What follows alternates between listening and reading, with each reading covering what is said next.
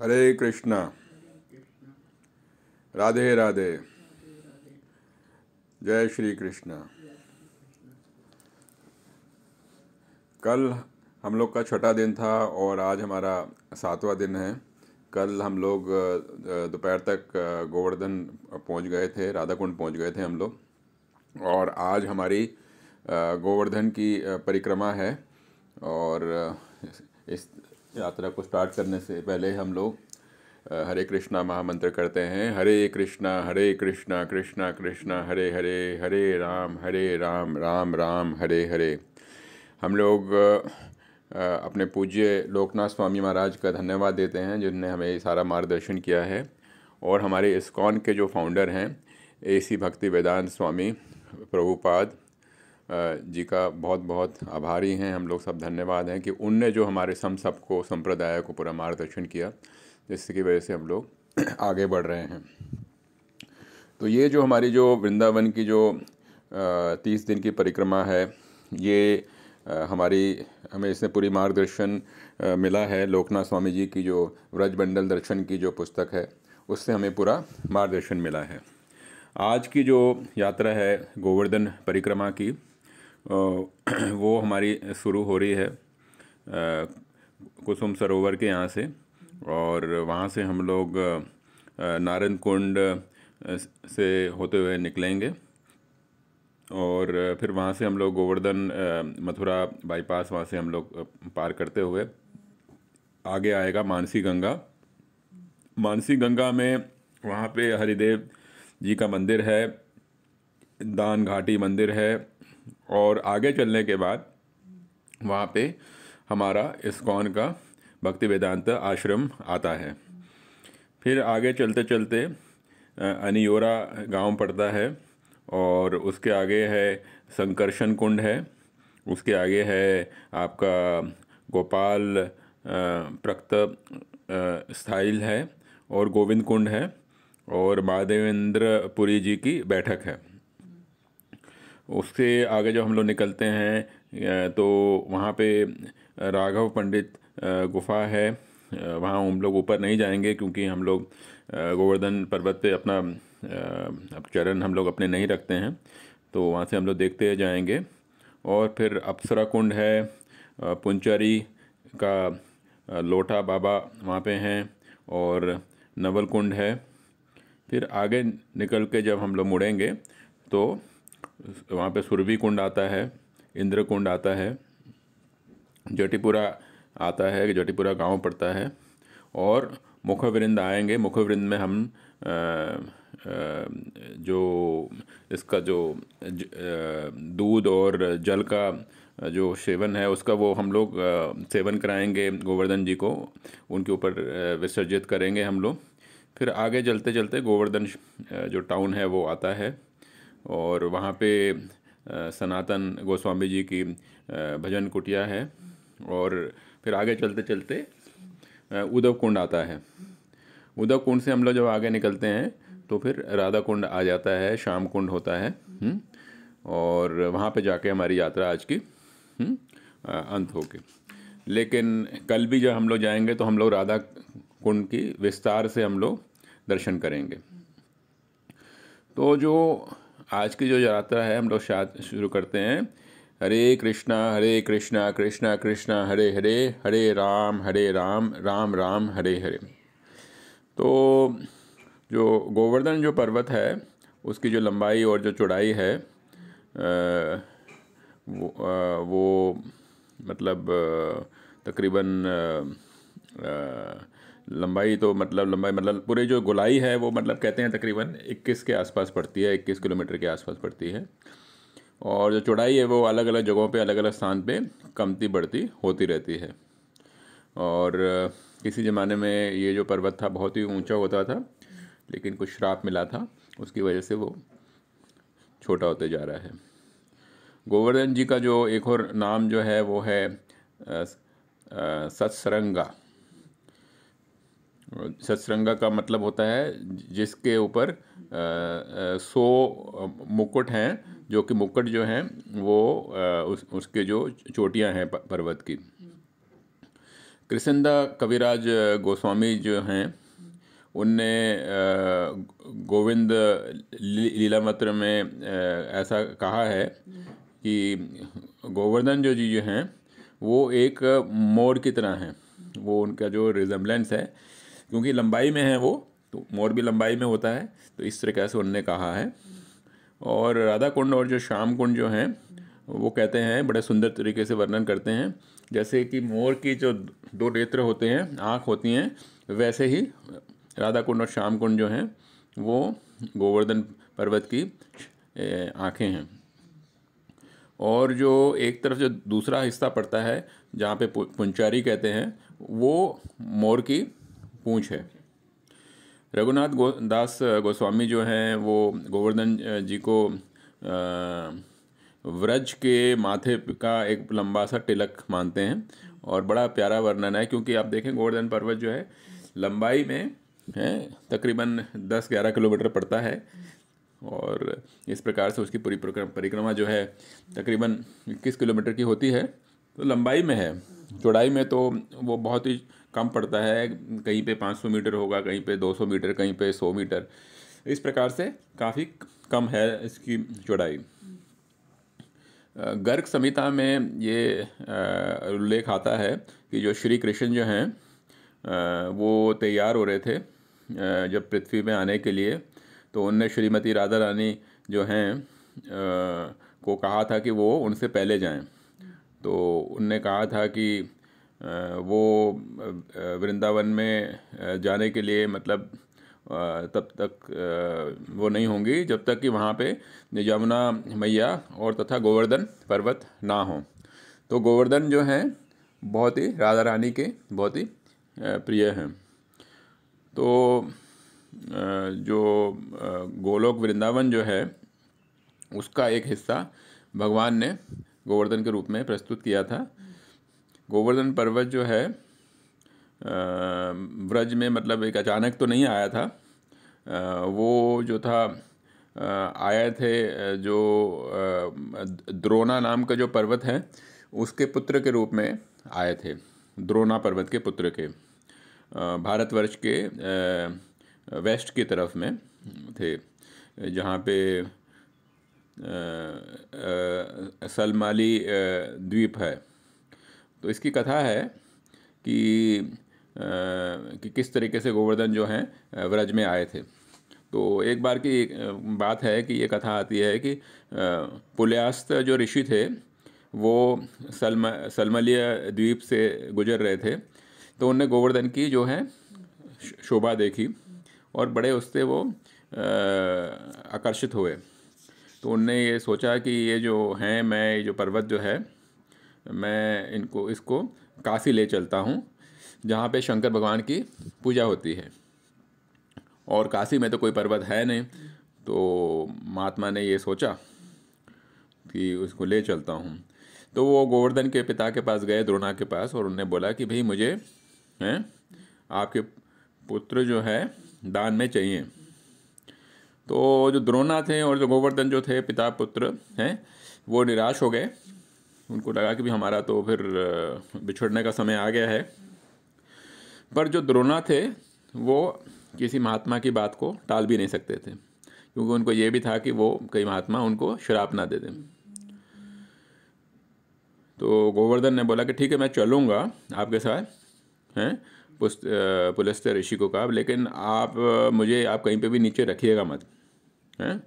तो पुलस्त्य ऋषि ने कहा कि ठीक है। तो उन्होंने क्या किया, अपने सीधे हाथ में गोवर्धन पर्वत को उठा लिया, हैं, और वो काशी की तरफ उन्होंने अपनी क्या करी, यात्रा आरंभ करी। तो जब रास्ते में व्रज आया तो गोवर्धन जो जी थे उनको अपने पूर्व जन्म का अभ्यास हुआ। ये अभ्यास हुआ कि वो यहाँ पे रहते थे व्रज में, हैं,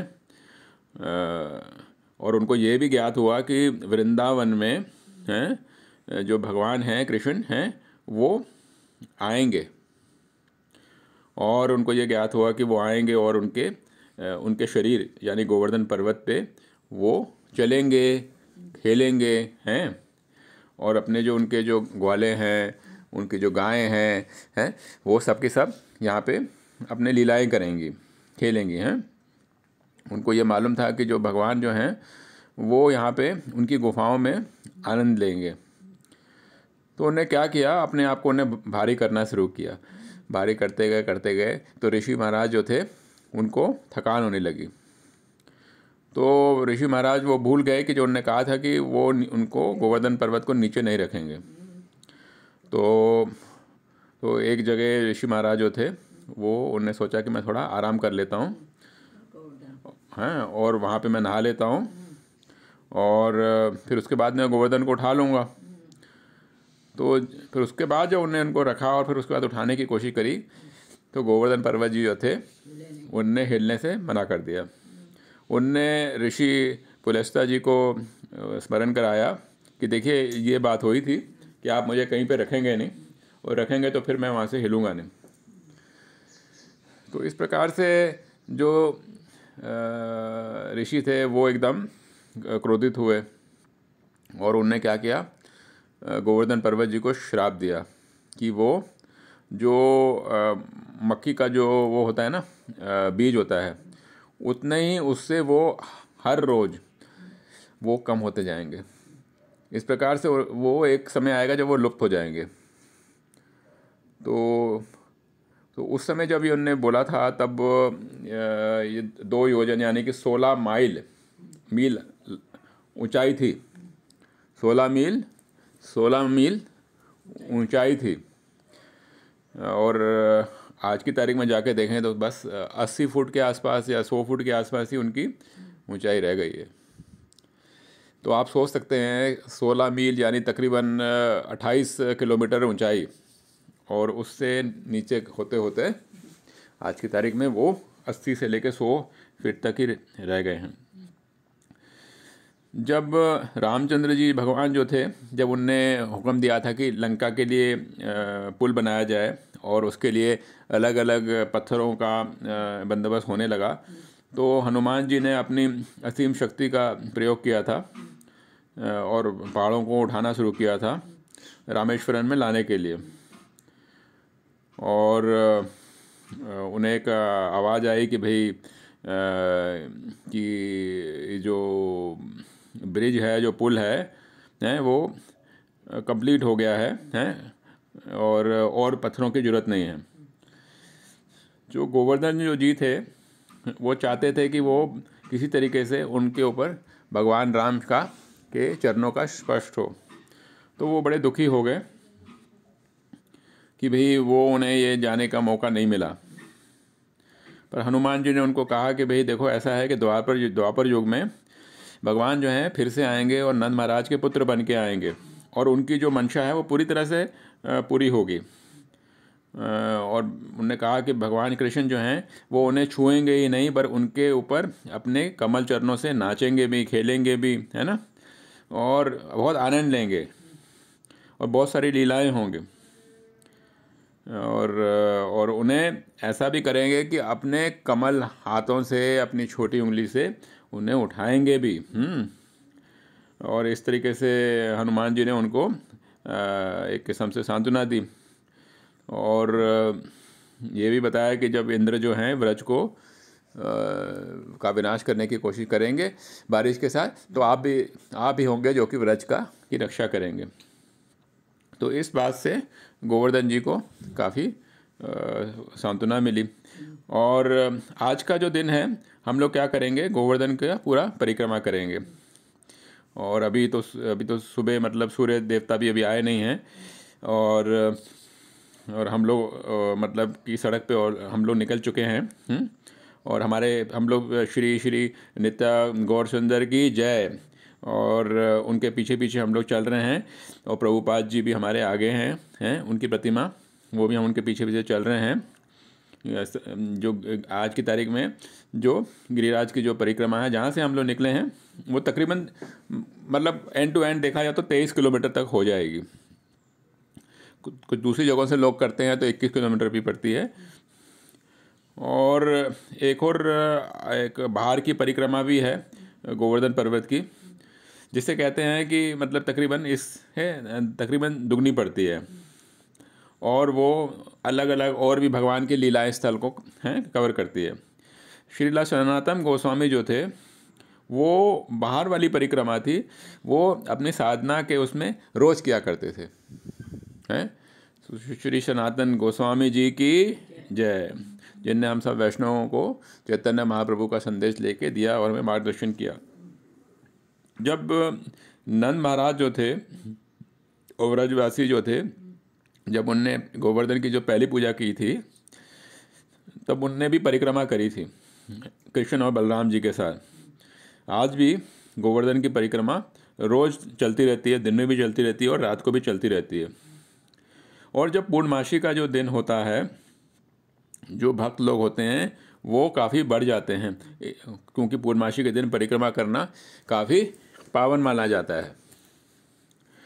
और गुरु पूर्णिमा के दिन भी काफ़ी आ जाते हैं। और राधा कुंड जी का जब प्रकट हुई थी उस दिन भी काफ़ी ज़्यादा होते हैं।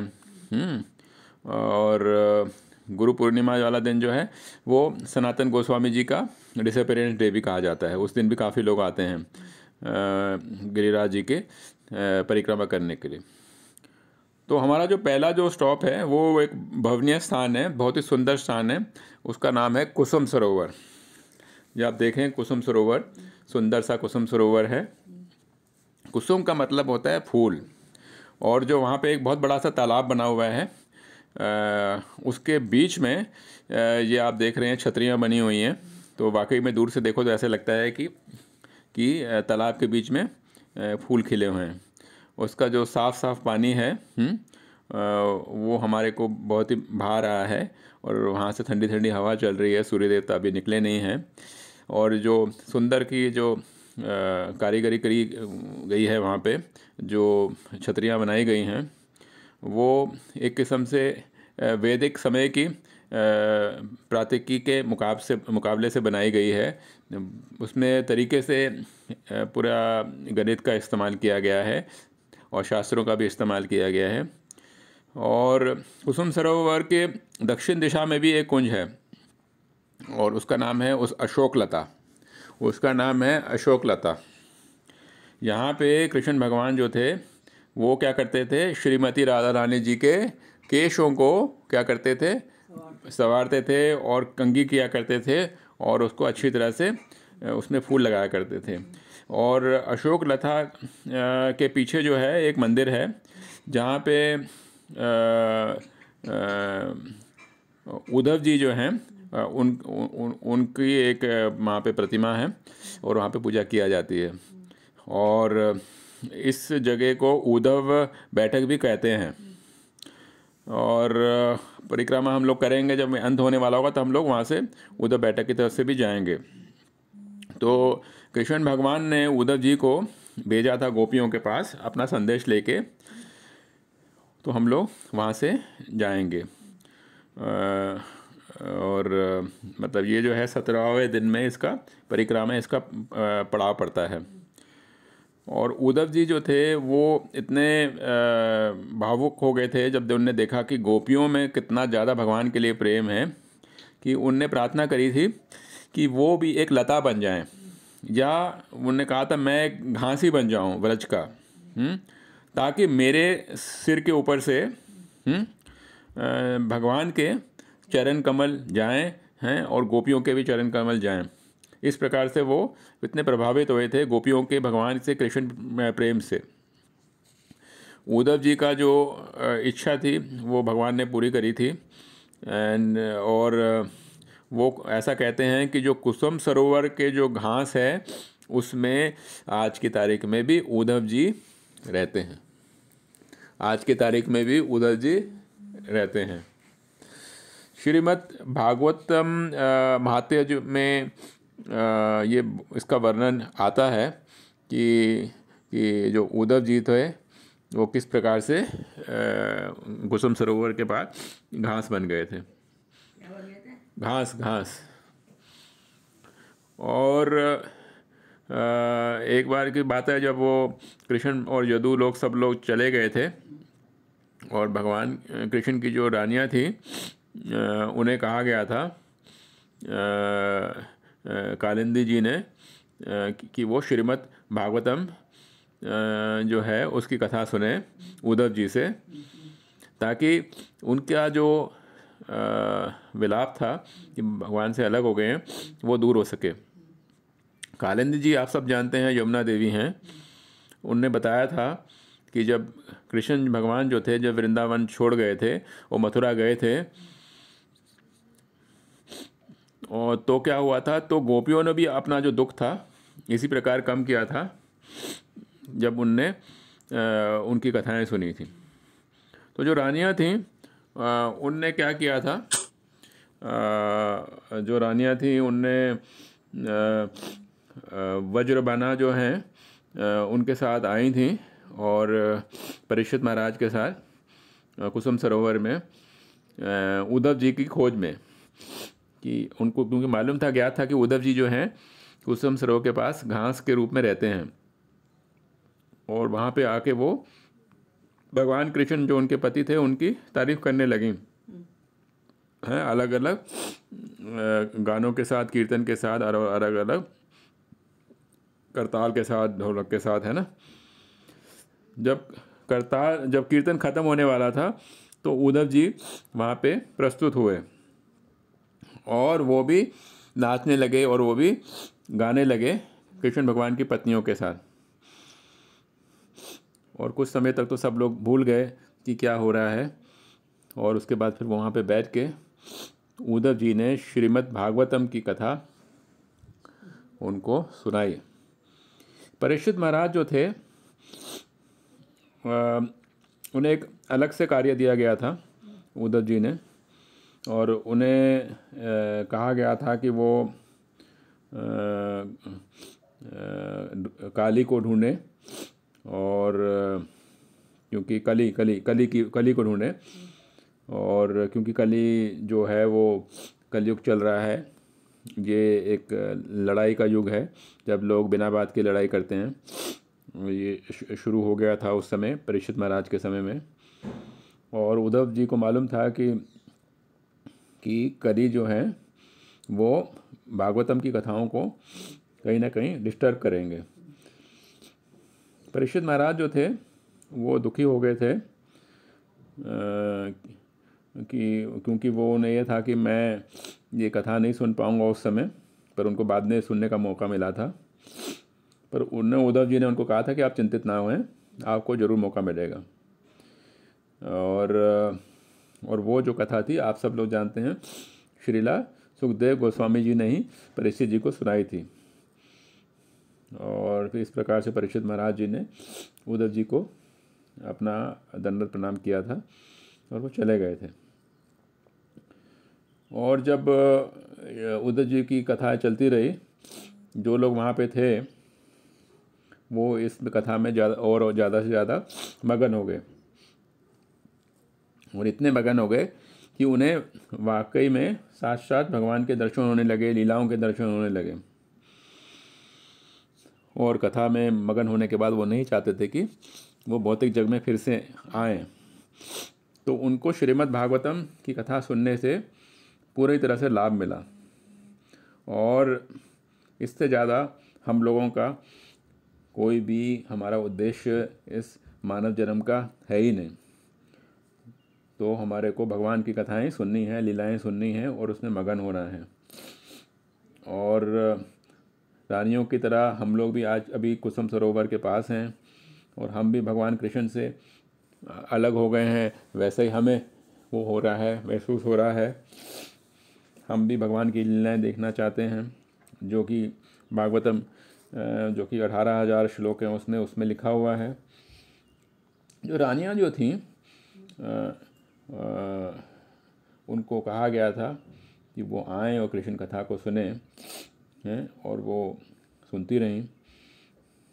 हम भी पूजा करते हैं, हम भी भगवान से प्रार्थना करते हैं कि हम भी एकदम ध्यान दें, और ध्यान दे के हम भी कथा सुने, और इसी प्रकार से हमारे भाग भी भगवान तक पहुंचने के लिए हमारे विभाग जागें, हम भी ध्यान से सुने। नारद कुंड।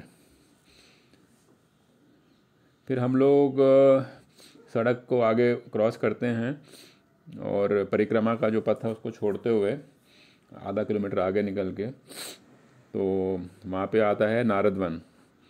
वहाँ पे एक छोटा सा एक वो है जंगल है जहाँ नारद मुनि ने नारद भक्ति सूत्र लिखा था। भक्ति रत्नाकर जो है उसमें इस चीज़ का वर्णन है कि किस प्रकार से वृंदा देवी ने उनके साथ वार्तालाप करी थी और उनने नारद भक्ति सूत्र लिखा था। नारद मुनि जो थे उनको एक बहुत ही अंदर से ये था, लालसा थी कि वो कि राधा और कृष्ण की जो है लीलाओं को देख सकें। बट क्योंकि उनकी जो लीलाएं थी वो पुरुष के शरीर में नहीं देखी जा सकती थी तो वो इस लीला में नहीं आ पाए थे, क्योंकि जो पुरुष सिर्फ उस लीला में हो सकता था वो सिर्फ कृष्ण ही हो सकते थे। तो एक बार ये जो मुनि जो थे उनने अपनी इच्छाएं जो थी वो वृंदा देवी को बताई। तो वृंदा देवी ने उनको कहा कि वो ब्रज में रहें और अपना तप करें। और वृंदा देवी ने आशीर्वाद दिया और इस प्रकार से जो नारद जी जो थे उनने ऐसा रूप उनको मिला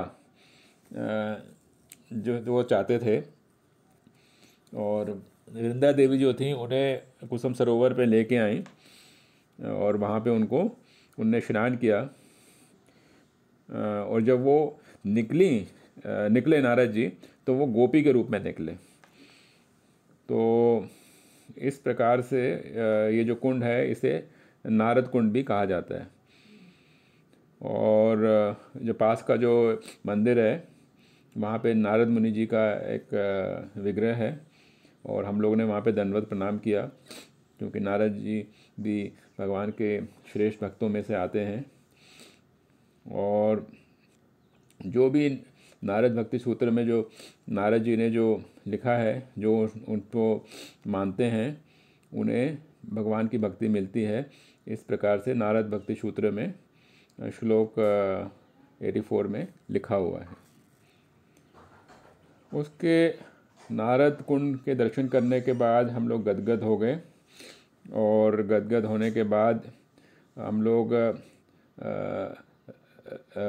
रत्न सिमसना तथा श्यामा वन की तरफ हम लोग आगे बढ़ते हैं। तो अब हम लोग वहाँ से जो हम लोग नारद कुंड गए थे वहाँ से हम लोग फिर पीछे मुड़ के हम लोग नारद ये परिक्रमा पथ की तरफ फिर से आ जाते हैं और हम लोग गोवर्धन शहर की तरफ जो रास्ता जा रहा है वहाँ पे जाते हैं। और सीधे हाथ पे हमारा है श्याम वन है और इसके बारे में रत्ना सिमसना में इसका वर्णित है कि ये जो स्थान है ये राधा रानी के लिए बहुत ही प्रिय था और एक किस्म से राधा रानी का सिंहासन था और राधा रानी यहाँ पे बहुत ही उनको प्रिय लगता था ये जो स्थान है। जो भक्ति रत्नाकर जो है उसमें ये लिखा हुआ है कि जो कृष्ण भगवान जो थे उनने जो एक असुर था शंकाचूड उसका उनको यहाँ पे वो गोपियों को अपहरण करने की कोशिश कर रहा था। तो इस समय उन्होंने उनका वध किया था। और फिर भगवान जो हैं ये जो वहाँ का जो सिंहासन था वो वहाँ से लेके गए थे और उनने बलराम जी को दिया था। शंकाचूड जो हैं जो राक्षस थे वो श्री दामा जो कि श्रीमती राधा रानी के भाई हैं उसके एक वो माने जाते हैं, एक्सपेंशन माने जाते हैं। इसके पीछे भी एक कहानी है। गर्ग संहिता में इसका वर्णन आता है कि एक बार ऐसा हुआ था कि आध्यात्मिक जो जग है उसमें कि उस समय ये हो रहा था कि काफ़ी लोग जो हैं एक दूसरे को शराब दे रहे थे। इस प्रकार से क्या हुआ था कि तो श्री दामा जो हैं वो शंकाच्युत के रूप में आए थे और श्रीमती राधा रानी जो हैं उनको 100 साल के लिए उनको भगवान कृष्ण से अलग होने के लिए श्राप मिला था।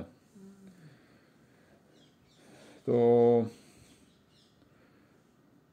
क्या हुआ था कि फिर आखिरकार में शंकाच्युत का वध हुआ था, भगवान कृष्ण ने किया था।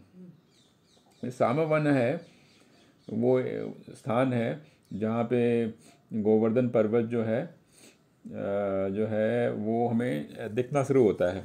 उससे पहले का जो है वो एक किस्म से आप कह सकते हैं किस्म से थोड़ा लुप्त हो गया है। और सामवन जो है और राधा कुंड जो है उसके बीच में जो है जो जगह है गिरिराज जी की जो है वो एक किस्म से वो लुप्त हो गए हैं, नीचे चले गए हैं। और जो सामवन जो है ये वो स्थान है जहाँ पे चैतन्य महाप्रभु जी ने गिरिराज के सबसे पहले दर्शन किए थे। और श्री चैतन्य चरित्रा में मध्य भाग में 18वें भाग में ये वर्णन आता है कि जब भगवान चैतन्य महाप्रभु जो थे जब उन्हें गोवर्धन पर्वत को देखा था उनने अपने एकदम दंडवत प्रणाम किए थे। और जैसे कि कोई रस्सी क्या कहते हैं जैसे कोई डंडा गिर जाता है वैसे ही वो गिर गए थे। और जो वहाँ का जो पर्वत थे उसको उनने गले लगा लिया था, जो पहाड़ थे पत्थर थे, और एकदम पागल की तरह वो हो गए थे, इतने भावुक हो गए थे। क्योंकि गोवर्धन को भगवान कृष्ण से हम लोग अलग नहीं मानते हैं। जब हम लोग आगे चलते हैं एकदम अंधकार होने लगता है, अंधकार तो है ही, आप जानते हैं अभी सूरज आए नहीं हैं, और धीरे धीरे हम देख रहे हैं जो गोवर्धन का जो आसपास का शहर है वहाँ पे लोग अभी भक्त लोग ने परिक्रमा शुरू करी हुई है, चल रहे हैं और परिक्रमा पार्टी आगे बढ़ रही है और हम लोग अभी मानसी गंगा पहुँच गए हैं। तो मानसी गंगा जो है जब इसकी कथा ये है कि जब कृष्ण भगवान ने वट असुर को का वध किया था तब उसके बाद की कथा है कि भगवान ने कि जो उनके जो ग्वाले मित्र थे वो उनको चिढ़ा रहे थे कि उनने पाप किया है क्योंकि उनने गाय के बछड़े को मारा है, पर वो तो राक्षसी था। तो उनने कहा कि आपको इसका पाप का वो पूरा करना पड़ेगा, तो इसके लिए आपको गंगा में स्नान करना पड़ेगा। तो भगवान ने क्या किया था, उसी समय अपने मन से, तभी मानसी गंगा कहते हैं, गंगा को वहाँ पे प्रकट किया और वहाँ पे स्नान कर लिया था। और ये जो लीला है ये दीपावली वाले दिन में हुई थी, जब गोवर्धन पूजा होती है उससे एक दिन पहले दीपावली होती है, तो उस दिन हुई थी। और हम सब जानते हैं अभी दीपावली हफ्ता ही रह गया है, और उस दिन मानसी गंगा जो है उसको बहुत ही सुंदर तरीके से उसमें काफ़ी सारे दिए जलाए जाएंगे, सजाया जाएगा फूलों के साथ, और हज़ारों भक्त आएंगे। और जब नंद महाराज जो थे वो जाना चाहते थे गंगा मैया के उसमें दर्शन करने के लिए, तो कृष्ण भगवान ने कहा था कि अपने पिताजी को आपको जाने की कोई ज़रूरत नहीं है, गंगा मैया तो यहीं पे है, तो आप यहीं पे उनके दर्शन कर लीजिए, आप उनके स्नान कर लीजिए। तो वहाँ पे हम देख रहे हैं मानसी गंगा में चारों तरफ मंदिर ही मंदिर हैं, और हम देख रहे हैं कि वहाँ पे छोटी छोटी 2-3 नौकाएं हैं, बहुत सुंदर सुंदर सा जल है। और एक बार श्रीमती राधा रानी जी जो हैं और गोपी जी जो हैं वो मानसी गंगा आए थे अपने मटकों के साथ, जिसमें कि दूध और दही था। और कृष्ण भगवान जो थे उनने वो अपने आप को क्या कहते हैं नौका चालक के रूप में आए थे, और उन्होंने कहा था कि मैं तुम्हें मानसी गंगा के पार कराता हूँ। तो गोपाल चंपू में पृष्ठ 511 में इसका वर्णन आता है। तो उनने क्या किया था, पत्तों को फैला दिया था और उनको नौका में बिठाया था आराम से, और उन्होंने कहा था कि मैं आपको यहाँ से पार कराऊंगा। जब वो बीच में पहुँच गए तो उन्होंने क्या किया, उन्होंने कहा कि मुझे आप इसका कर दीजिए, पैसे दीजिए, और उन्होंने अपने नौका को वहीं पे रोक दिया। तो उसके बाद उन्होंने क्या किया, उनने उसको नौका को हिलाना शुरू कर दिया। तो उनने कहा कि आपको ये कर देना पड़ेगा, और जो आपके पास जो दूध के जो भी आपके पास हैं, दही है, दूध है, वो आपको देना पड़ेगा। तो इस प्रकार से भगवान कृष्ण ने गोपियों को इस तरीके से किया था, क्योंकि अगर वो नहीं खिलाएंगी, दूध नहीं देंगी, तो भगवान ने कहा कि उनके पास शक्ति नहीं है कि वो नौका को आगे बढ़ा सकें। तो इस प्रकार से क्या किया भगवान ने, क्या किया, जितना भी गोपियों के पास उनके मटकों में सारा दही था, दूध था, सब कुछ उन्होंने खा लिया। और उसके बाद क्या हुआ, वो फिर वो नौका में खाने के बाद बोले मैं बहुत तृप्त हो गया, मैं थोड़ा आराम करना चाहता हूँ, और वो फिर सो गए। और उनको कहा, गोपियों को कहा कि अब मेरे आप हाथ पैर दबाएं। तो उनने कहा, गोपियों ने कहा कि हम तुम्हें नौका से उठा के फेंक देंगे अगर आप नौका को पार नहीं करोगे। फिर कृष्ण भगवान ने क्या किया, नौका को फिर उनको करा, आगे बढ़ाया, फिर कुछ आगे जाके फिर रुक गए। तो ये भगवान की लीलाएं हैं। तो इसके बाद भगवान ने कहा कि देखो ये जो नौका है बहुत भारी हो गई है, ये डूब रही है। और उनको कहा कि ऐसा करो, जो तुम्हारे इतने बड़े जो तुम्हारे मटके हैं इसकी वजह से बहुत, और तुमने जो इतने बड़े बड़े भारी भारी आभूषण पहने हैं उसकी वजह से भारी हो रहा है, तुम इन सबको फेंक दो पानी में। तो भगवान ने जब ऐसा कहा तो उस समय क्या हुआ, एक तूफान सा आ गया, और उसकी तूफान से आने की वजह से क्या हुआ, जो नौका थी वो डावाडोल होने लगी।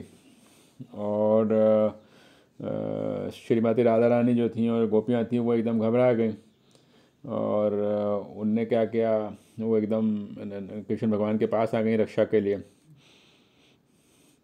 तब उनको ज्ञात हुआ कि ये तो कोई नौका वाला नहीं है, ये तो श्याम सुंदर ही है, हमारा प्रिय श्याम सुंदर है, और हमारे साथ ये नटखट वाले काम कर रहा है। और इस प्रकार से मथुरा महात्म्य में भी वर्णन आता है कि जो चैतन्य महाप्रभु जो आए थे, जो यहाँ पे दर्शन करने के लिए आए थे, तब उन्होंने यहाँ पे मानसी गंगा में स्नान किया था।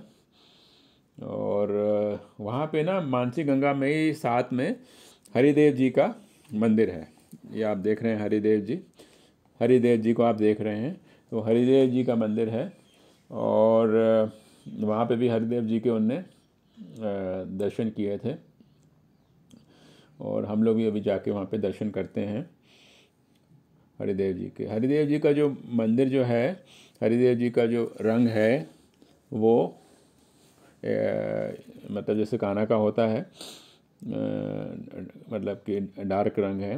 वो मुस्कुरा रहे हैं, और तो ये हरिदेव जी जो हैं वो ब्रज के 4 प्रमुख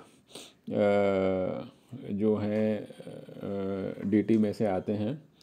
जो ओरिजिनल हरिदेव जी जो थे वो वज्रबान जी ने स्थापित किए थे। फिर बाद में क्या हुआ था, वहाँ पे उनको क्योंकि औरंगज़ेब ने आक्रमण किया था, तो उनको राजधानी में स्थापित किया गया था, जिसके बारे में हमने पहले भी वर्णन किया था। और उनकी जो प्रतिभू है, यानी उनके ही जैसे लगने वाले जो उनकी जो डीटी है, वहाँ पे इस मंदिर में उनको किया जाता है, उनका वर्शिप किया जाता है। फिर अब हम लोग वहाँ से आगे निकल के ब्रह्म कुंड तक जाएंगे। ब्रह्म कुंड जो है, जो उनके बारे में मथुरा कांड में इस तरीके से वर्णन आता है कि हम लोग जब ब्रह्म कुंड में स्नान करते हैं तो उससे कृष्ण भगवान जो हैं वो काफ़ी खुश होते हैं। उस समय की बात है जब देवता लोग आए थे इंद्र के साथ, तो वो भी इस कुंड के पास आए थे।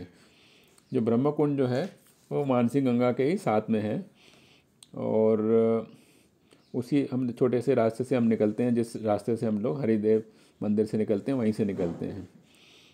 जब चैतन्य महाप्रभु जी जो आए थे और वो बहुत ही भाव विभोर हो गए थे हरिदेव जी को देख के, उनने सोचा था कि मैं इसी मंदिर में रहता हूँ रात्रि के समय में, और बलभद्र भट्टाचार्य जो थे उनने उनके लिए प्रसाद बनाया था, और महाप्रभु जी जो थे उनने कुंड में स्नान किया था और वहाँ पे उन्हें प्रसाद ग्रहण किया था।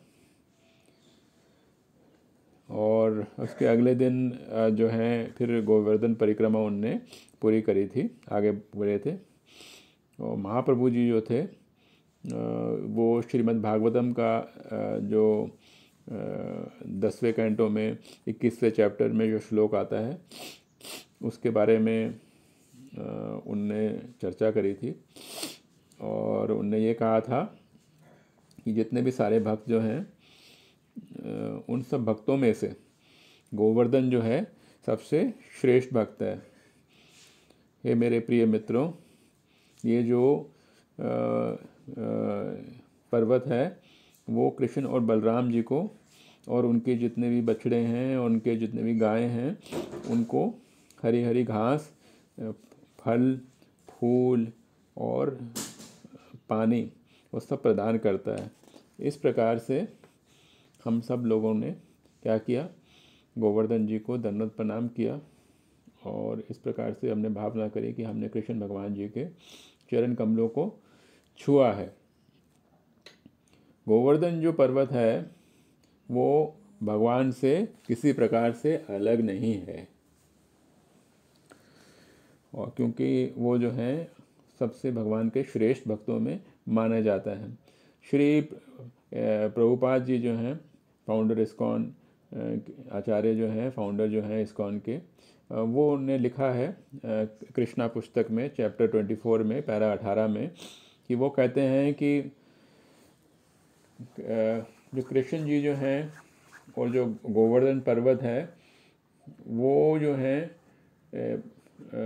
उनकी बहुत भक्ति करी जाती है, और क्योंकि गोवर्धन पर्वत जो हैं वो बहुत बड़े भक्त हैं भगवान के, और उनको भी पूजा गोवर्धन पर्वत की इसी तरीके से करी जाती है जिस प्रकार से हम लोग भगवान कृष्ण की पूजा करते हैं।